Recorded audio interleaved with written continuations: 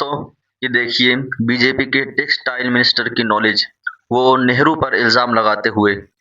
ये गिरिराज सिंह हैं, बेगूसराय से सांसद और मोदी सरकार में टेक्सटाइल मिनिस्टर। ये 4 तस्वीरें लेकर के पंडित नेहरू, देश के प्रधानमंत्री, उनके चरित्र पर सवाल उठा रहे हैं। चारों तस्वीरों की हकीकत क्या है? पहली तस्वीर लेडी माउंटबेटन के साथ है, जिसमें एआई तकनीक का इस्तेमाल करके वो तस्वीर बनाई गई। दूसरी तस्वीर जिसमें वो विजय लक्ष्मी पंडित अपनी बहन से गले मिल रहे हैं, ये न्यूयॉर्क की फोटो बताई जाती है। उस वक्त वो अमेरिका की राजदूत थी। और एक और तस्वीर है जिसमें एक बच्ची पंडित नेहरू को किस कर रही है, वो विजय लक्ष्मी पंडित की बेटी नयनतारा यानी नेहरू जी की भतीजी है। और तीसरी तस्वीर जो है वो एआई है। चौथी तस्वीर जो है वो डिप्टी कमिश्नर उनकी पत्नी है, जिसको लेडी माउंटबेटन बताया जा रहा है।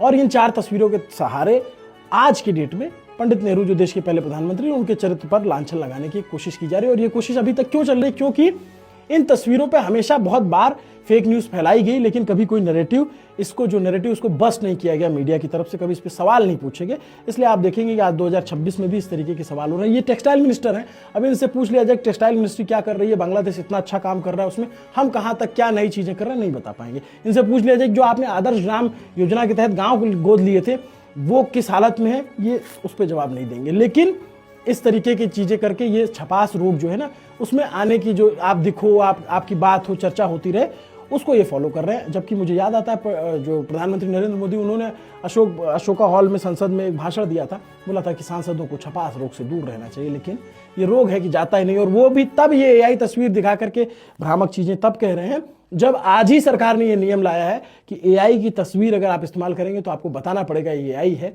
क्योंकि जो फेक न्यूज़ फैल रही है उसको रोकने के लिए सरकार इस तरीके के कदम उठा रही है। और ये सरकार के वरिष्ठ मंत्री जी का हाल है।